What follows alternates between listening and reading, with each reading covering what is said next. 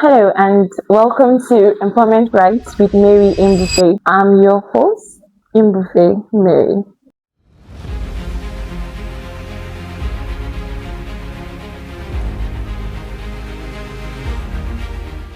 Let's say your employer tells you or says resign quietly or we terminate you, and then you proceed to resign. Did you really resign? Today we'll be looking at forced termination, or what is known as constructive dismissal. And yes, the Nigerian courts and the Nigerian law by extension recognizes it. Constructive dismissal is a situation where you really don't want to resign, but you have to resign, either because your employer asks an employee to either resign or they're terminated. It's first of all appears like you're giving options, and of course we know that most employees would always want to go with resignation, but most employers use that as a tool just so that they do not pay the necessary fees applicable. In most cases, the employer is either to give a notice of termination or a salary in lieu, or secondly, the work environment becomes toxic.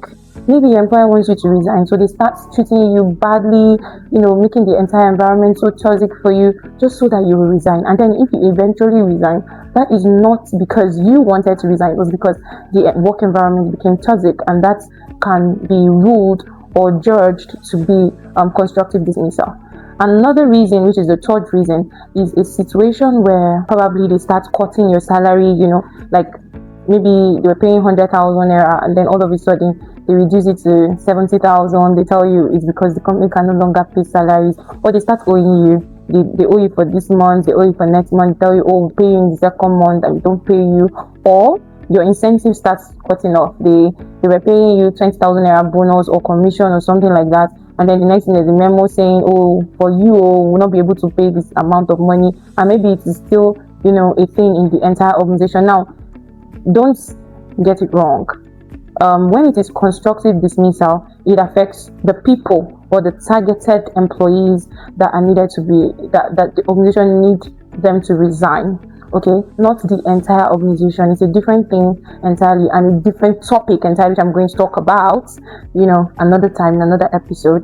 I know for some of you, you're already saying, oh, it is not in the constitution, the Nigerian labor law does not say it, especially some of my HR colleagues that, are not very vast in international best practices in human resources. They're going to tell me, oh, the Nigerian court does not say so. There's nothing like forced resignation. There's nothing like forced constructive dismissal.